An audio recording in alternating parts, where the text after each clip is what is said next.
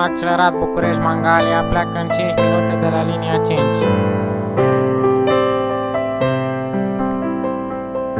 Trenul accelerat București-Mangalia pleacă în 5 minute de la linia 5.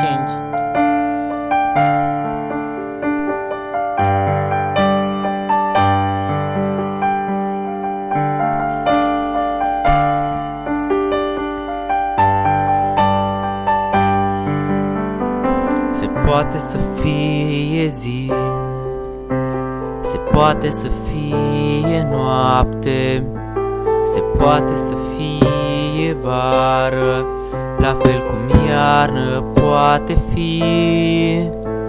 Nisipul să fie ud, iar marea un pic amară, nisipul să zgârie lin, iar marea să fie murdară.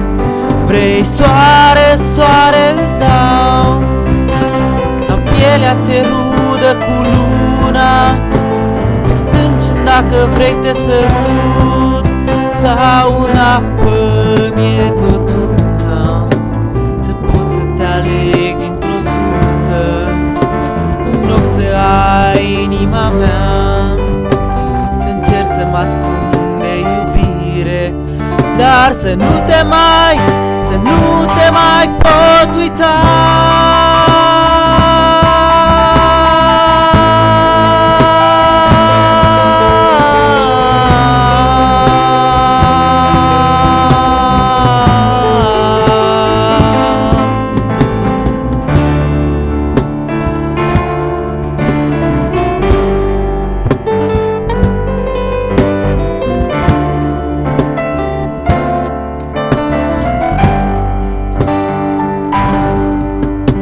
Iar noaptea să ai pielea udă, însetată să tragi din țigară, pe mare se aude sirena, al tău sân îmi mângâie mâna.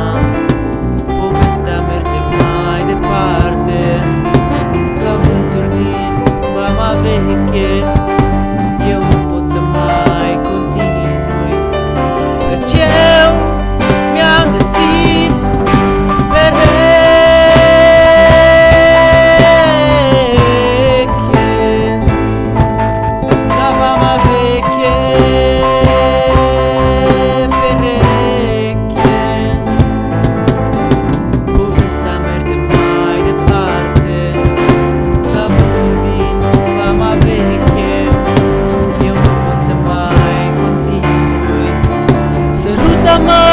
sărută-mă în ureche,